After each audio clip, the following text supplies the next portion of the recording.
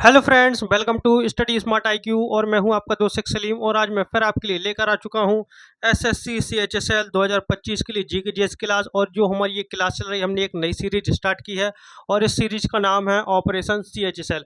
और इस सीरीज में हम जो है तो प्रीवियस ईयर क्वेश्चन से डिस्कस कर रहे हैं जीके जीएस के, जो कि एसएससी सीएचएसएल ने पिछले सालों में पूछे हैं। और आज के जो क्वेश्चन लिए गए हैं, ये क्वेश्चन 1 जुलाई 2024 शिफ्ट थर्ड से जो क्वेश्चन ये लिए गए हैं। और आज की जो क्लास है, यह आज की हमारी थर्ड क्लास है। इससे पहले मैं 2 क्लासेस आपके लिए करवा चुका हूं, जिसमें हमने प्रीवियस ईयर के क्वेश्चन से डिस्कस करे जीके जीएस के। और आज की हमारी थर्ड क्लास है। तो अगर आपको वीडियो पसंद आती है तो लाइक करें, शेयर करें, सब्सक्राइब करना ना भूलें। इसके अलावा आपके कोई रिलेटिव्स हैं, फ्रेंड्स हैं जो एसएससी सीएचएसएल की प्रिपरेशन कर रहे हैं, तो आप उनको भी ये वीडियो शेयर कर सकते हैं। और एक चीज़ कि जो सीएचएसएल है, इसकी एग्ज़ाम डेट आउट हो चुकी है। इसकी जो एग्ज़ाम डेट है, ये 8 सितंबर से जो है तो इसका एग्ज़ाम चालू हो जाएगा, जो कि 18 है सितंबर तक जो है इसका एग्ज़ाम चलेगा। तो हमारे पास टाइम कम है और सिलेबस हमारे पास ज़्यादा है। तो हमारी क्लास में बने रहें, कंटिन्यू करें। अगर जीके जीएस में अच्छा स्कोर करना चाहते हैं तो आप हमारे साथ बिल्कुल बने रहें। तो चलिए पहला क्वेश्चन लेते हैं, आगे बढ़ते हैं पहले क्वेश्चन पर। तो पहला क्वेश्चन है, फील्ड हॉकी में डैश तब होता है जब कोई खिलाड़ी गेंद को धक्का देकर जमीन से ऊपर उठाता है। तो जब फील्ड हॉकी में जब कोई खिलाड़ी जो तो गेंद को धक्का देकर जमीन से ऊपर उठाता है, तो ये तब होता है, कब होता है ये? बुली, फ्लिक, स्लैप या सेंटर पास? तो ये कहलाता है, ये कहलाता है फ्लिक। क्या? फ्लिक। चलिए आगे बढ़े। नेक्स्ट क्वेश्चन है, अपने धन का निकास यानी ड्रेन ऑफ वेल्थ सिद्धांत में निम्नलिखित में से किसने कहा कि ब्रिटेन भारत को पूरी तरह से खाली कर रहा है? तो ड्रेन ऑफ वेल्थ सिद्धांत ये किसने दिया? तो ये सिद्धांत दिया था दादा भाई नौरोजी ने। किसने? दादा भाई नौरोजी ने। और तो जो धन का निकास यानी ड्रेन ऑफ वेल्थ है, तो इसके अनुसार जो है तो जो दादा भाई नौरोजी हैं, इनका ये कहना था कि जो भारत से धन की जो निकाला जा रहा, यानी भारत से धन ले जाकर अपने देश में यानी यूके में ले जाया जा रहा है, ये जो है तो ड्रेन ऑफ वेल्थ है, यानी धन का निकास है। अब हम बात करते हैं दादा भाई नौरोजी की। तो दादा भाई नौरोजी, जिनको grand old man of India, क्या grand old man of India के नाम से इनको जाना जाता है? दादा भाई नौरोजी ये आईएनसी के यानी भारतीय राष्ट्रीय कांग्रेस के पहले पारसी अध्यक्ष थे। और ये कब बने थे अध्यक्ष? ये 1886 में आईएनसी के अध्यक्ष बने थे। कहाँ पर हुआ था ये सेशन? ये हुआ था कलकत्ता में, और ये आईएनसी के पहले पारसी अध्यक्ष थे। इसके अलावा दादा भाई नौरोजी जो हैं, तो 1893 अधिवेशन हुआ था। ये कहाँ पर हुआ था? 1893 का अधिवेशन लाहौर में, यहाँ पर भी आईएनसी के अध्यक्ष थे। और 1906 का जो अधिवेशन हुआ था, कहाँ पर? कलकत्ता में, यहाँ पर भी जो है ये अध्यक्ष थे। कौन? दादा भाई नौरोजी। यानी दादा भाई नौरोजी जो है ये 3 बार भारतीय राष्ट्रीय कांग्रेस के अध्यक्ष बने। इसके अलावा इन्होंने जो है दादा भाई नौरोजी, इन्होंने poverty and un British rule in India, poverty and un British rule in India, ये पुस्तक लिखी। इसके अलावा इन्होंने राष्ट्र गोफ्तार, क्या? राष्ट्र गोफ्तार एक पत्रिका चलवाई। कौन सी? राष्ट्र गोफ्तार पत्रिका चलवाई। किसने? दादा भाई नौरोजी ने। और दादा भाई नौरोजी जो हैं ये British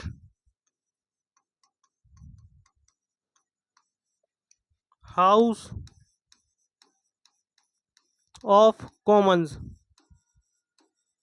British house of Commons में चुने जाने वाले पहले भारतीय थे। ठीक है, ब्रिटिश हाउस ऑफ कॉमन्स में चुने जाने वाले पहले भारतीय थे। ये कब चुने गए थे? ये 1892 में चुने गए थे। किस पार्टी से? ये पार्टी थी लिबरल पार्टी। कौन सी? Liberal party. इस पार्टी से ये चुने गए थे। और दादा भाई नौरोजी, ठीक है, तो इनके बारे में सारी की सारी चीज़ें मैंने आपको बता दी। और इन्होंने जो है तो ड्रेन ऑफ वेल्थ का सिद्धांत दिया था। फिर हम यहाँ पर ऑप्शन में देखते हैं लाला लाजपत राय। तो लाला लाजपत राय के बारे में बात करते हैं। तो लाला लाजपत राय जो कि एक गरम दल के नेता थे। किसके? गरम दल। क्या गरम दल नेता थे लाला लाजपत राय, जिनको पंजाब केसरी के नाम से जाना जाता था? पंजाब केसरी। इसके अलावा इनको शेर पंजाब के नाम से भी जाना जाता था, शेर ए पंजाब, पंजाब केसरी और शेर ए पंजाब के नाम से इनको जाना जाता था। लाला लाजपत राय जो हैं तो इन्होंने 1894 में लाहौर में जो पंजाब नेशनल बैंक की स्थापना हुई थी, पंजाब नेशनल बैंक, इसके संस्थापकों में से एक हैं कौन, लाला लाजपत राय। और पंजाब नेशनल बैंक की स्थापना 1894 में लाहौर में हुई थी। इसके अलावा लाला लाजपत राय ने 1921 में लाहौर में सर्वेंट्स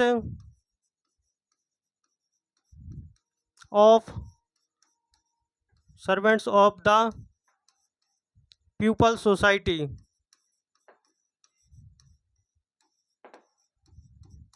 इसकी स्थापना की थी किसने, लाला लाजपत राय ने। और लाला लाजपत राय जिन्होंने अनहैप्पी इंडिया कुछ किताबें लिखी, अनहैप्पी इंडिया, ठीक है, ये किताब लिखी unhappy India, the story of my deportation, ये किताब लिखी। इसके अलावा आर्य समाज, ये किताब भी लिखी। और लाला लाजपत राय जिन्होंने इंग्लैंड से डेप्ट टू इंडिया, ये किताब भी लिखी। और जो लाला लाजपत राय है इनकी मृत्यु जो है,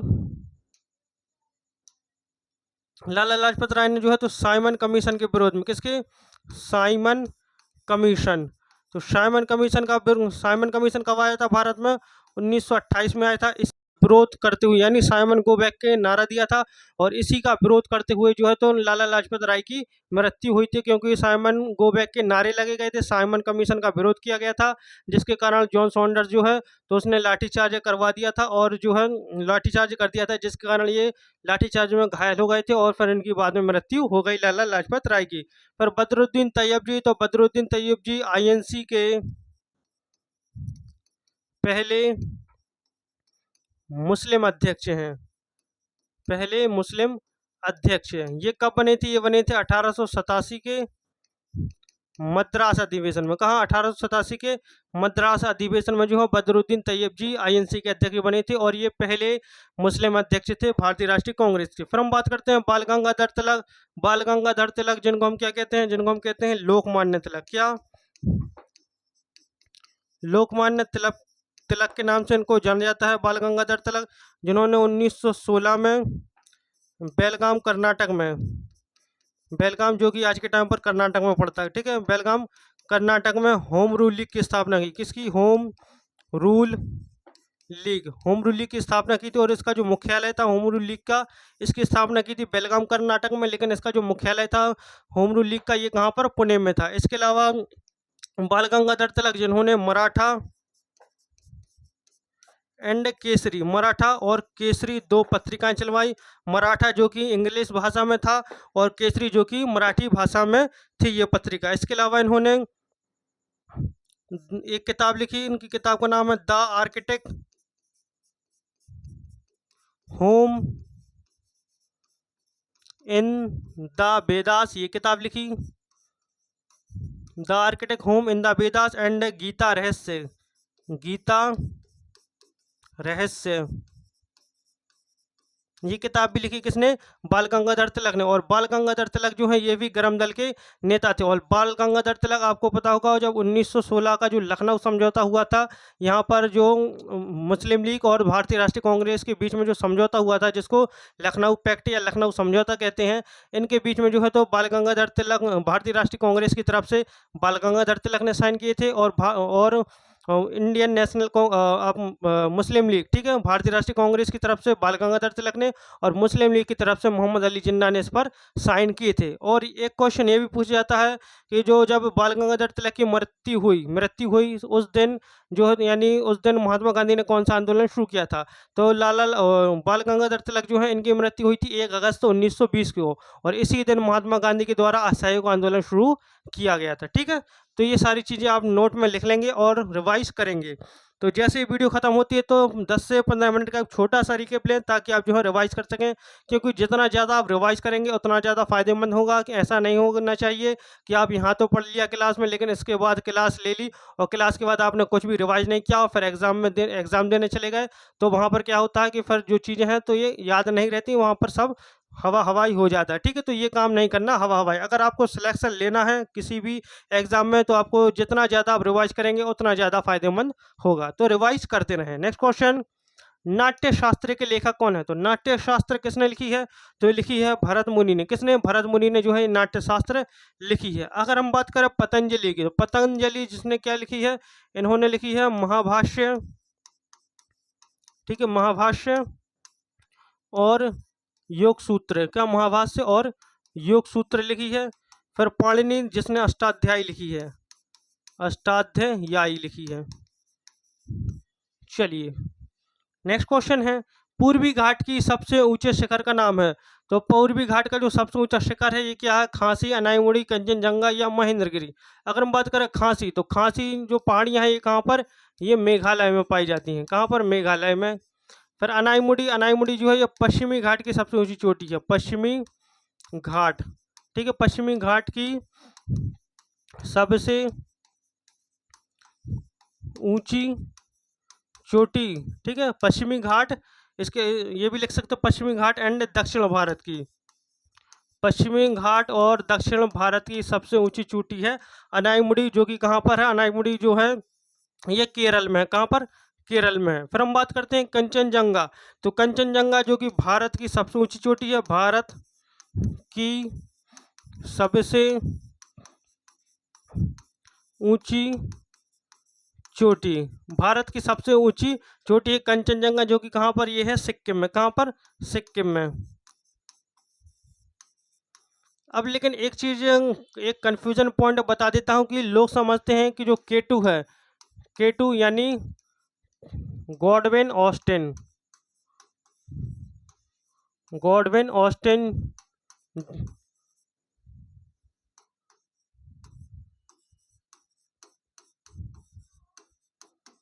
माउंट K2 जो है, जिसको हम गॉडविन ऑस्टिन कहते हैं, लोग ये समझते हैं कि जो है ये भारत की सबसे ऊंची चोटी है, लेकिन ये भारत की सबसे ऊंची चोटी नहीं है। क्यों नहीं है? क्योंकि जो K2 माउंट K2 है ये कहाँ पर? ये है पोक में पड़ता है। कहाँ पर? पोक में, यानी पाकिस्तान ऑक्यूपाइड कश्मीर में, यानी कश्मीर का वो हिस्सा जिसको पाकिस्तान ने ज़बरदस्ती कब्जे में कर रखा है, यहाँ पर ये पड़ती है K2 माउंट K2, जिसको हम गॉडविन ऑस्टिन कहते हैं। इसलिए जो है तो इसको ये रिकॉग्नाइज नहीं किया जाता है कि ये भारत की सबसे ऊंची चोटी है। भारत की सबसे ऊंची चोटी के रूप में रिकॉग्नाइज किया जाता है कंचनजंगा को, जो कि कहाँ पर? सिक्किम में है। ठीक है, तो ये याद रखेंगे, माउंट K2 जो है कि हमारे देश की सबसे ऊंची चोटी नहीं है। फिर हम बात करते हैं महेंद्रगिरी। तो पूर्वी घाट की सबसे ऊंचे शिखर, तो यहाँ पर दिया हुआ महेंद्रगिरी। एक चीज़ वो बता दूं कि पूर्वी घाट, तो पूर्वी घाट की जो सबसे ऊंची चोटी है तो ये है जिंदगढ़ा। कौन सी? जिंदगढ़ा। जिंदगढ़ा जो है ये पूर्वी घाट की सबसे ऊंची चोटी है, जो कि आंध्र प्रदेश में पड़ती है। कहाँ पर? आंध्र प्रदेश में। कहाँ पर? आंध्र प्रदेश में ये पड़ती है। लेकिन ऑप्शन में क्या दिया है? ऑप्शन में दिया हुआ महेंद्रगिरी, तो ऑप्शन डी इसका राइट आंसर हो जाएगा। ऑप्शन के हिसाब से पूर्वी घाट की सबसे ऊंची चोटी जो है तो ये है महेंद्रगिरी। महेंद्रगिरी कहाँ पर? ये पड़ती है ओडिशा में, ओडिशा में। हाँ, आप इस तरीके से कह सकते हैं कि महेंद्रगिरी जो है तो ये पूर्वी घाट की दूसरी सबसे ऊंची चोटी है। ठीक है, चलिए आगे बढ़े। नेक्स्ट है, घुलनशील ठोस पदार्थों के मिश्रण को उपयुक्त गर्म विलायक में घोलकर तथा फिर तापमान को धीरे धीरे कम करके अलग करने की विधि को क्या कहते हैं? ऊर्ध उद्भवपातक, आंशिक क्रिस्टलीकरण, एजियोट्रोपिक आसवन या डिफ्लेगमेशन? ठीक, क्या कहते हैं? तो इसको कहते हैं आंशिक क्रिस्टलीकरण। ठीक है, ऑप्शन बी।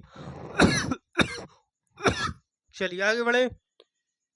भारतीय त्योहार होली प्रत्येक वर्ष किस ऋतु में मनाया जाता है? तो होली का त्योहार जो है ये किस ऋतु में मनाया जाता है? तो होली, जिसको रंगों का त्योहार कहा जाता है, रंगों का त्योहार यानी फेस्टिवल ऑफ कलर्स इसको कहा जाता है। और जो होली है ये फाल्गुन माह के फाल्गुन माह के पूर्णिमा के दिन मनाया जाता है। ठीक है, फाल्गुन माह की पूर्णिमा के दिन ये मनाया जाता है। और ये होली प्रत्येक वर्ष किस ऋतु में, तो ये बसंत ऋतु में ये सेलिब्रेट की जाती है। नेक्स्ट क्वेश्चन, भारत में स्वास्थ्य अवसंरचना और स्वास्थ्य देखभाल प्रणाली की संरचना कैसी है? तो प्रणाली की संरचना कैसी है? दो स्तरीय प्रणाली, 4 स्तरीय, या फिर 5 स्तरीय, त्रिस्तरीय? तो ये है त्रिस्तरीय प्रणाली, ऑप्शन डी। नेक्स्ट, भारतीय तीरंदाजों ने पहली बार किस वर्ष ओलंपिक में भाग लिया था? तो भारतीय तीरंदाजों ने जो है तो पहली बार ओलंपिक में लिया था भाग, तो लिया था 1988 के ओलंपिक्स में। कब? 1988 के ओलंपिक्स में। और जो 98 के ओलंपिक्स हुए थे ये कहाँ पर? ये हुई थी सियोल में। कहाँ पर? सियोल, साउथ कोरिया में। कहाँ पर? साउथ कोरिया में ये हुए थे। ठीक है, साउथ कोरिया में 1988 में। और इसी साल जो है तो भारतीय तीरंदाजों ने जो है तो ओलंपिक्स में भाग लिए थे। हम बात करते हैं ओलंपिक्स की। तो ओलंपिक्स से सबसे पहला ओलंपिक्स कहाँ पर हुआ था? तो जो फर्स्ट ओलंपिक्स हुए थे ये हुए थे 1896 1986 में, एथेंस ग्रीस में। एथेंस ग्रीस में। फिर इसके अलावा जो अभी जो लास्ट वाले ओलंपिक्स हुए हैं तो ये हुए 2024 में। कहाँ पर? पेरिस, फ्रांस में। पेरिस, फ्रांस में। अब जो नेक्स्ट वाले ओलंपिक्स होंगे तो ये कहाँ पर होंगे? तो जो नेक्स्ट ओलंपिक्स होंगे ये 2028 में होंगे। कहाँ पर होंगे? ये होंगे लॉस एंजलिस,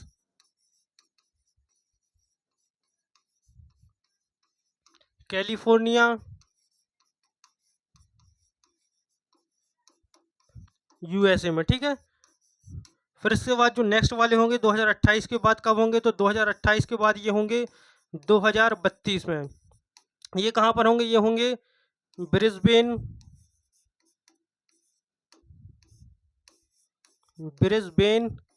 क्वींसलैंड,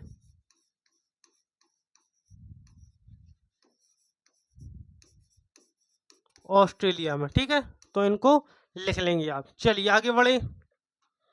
तो नेक्स्ट क्वेश्चन है, एकाधिकार प्रतिस्पर्धा की तुलना में एकाधिकार में मांग वक्र है। समान रूप से लोचदार, कम लोचदार, असीम रूप से लोचदार या अधिक लोचदार? तो इसका राइट आंसर हो जाएगा कम लोचदार। आगे बढ़े। नेक्स्ट है, 2022 में राष्ट्रीय हरित अधिकरण ने निम्नलिखित में से किस मंत्रालय को राज्य पर्यावरण प्रभाव आकलन प्राधिकरणों द्वारा पालन किए जाने वाले सुरक्षा उपायों और दिशा निर्देश तैयार करने के लिए 3 सदस्यीय पैनल बनाने की सलाह दी थी? किसने दी थी? तो जो दी थी ये पर्यावरण, वन और जलवायु परिवर्तन मंत्रालय ने ये सदस्य पैनल बनाने की जो है तो ये सलाह दी थी, एडवाइस दी थी। चलिए नेक्स्ट क्वेश्चन, वेड्डा किस देश के पारंपरिक वनवासी हैं जो भोजन की तलाश करते थे, शिकार करते थे और सघन जंगलों में, गुफाओं में, घनिष्ठ समूह में रहते थे? तो ये कहाँ के? भूटान, श्रीलंका, म्यांमार या नेपाल? तो जो वेड्डा है तो ये कहाँ के वनवासी थे? तो ये थे श्रीलंका के। कहाँ के? श्रीलंका के।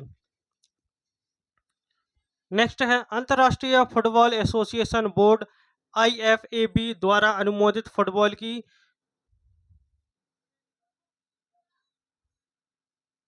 की डैश कितनी है? हाँ, लेंथ होगी। ठीक है, तो ये है 68 से 70 सेंटीमीटर। कितनी? 68 से 70 सेंटीमीटर ये होनी चाहिए। अगर हम बात करें IFAB तो इसकी स्थापना हुई थी 1886 में। और इसका जो हेड क्वार्टर है ये है ज्यूरिक, स्विट्जरलैंड में।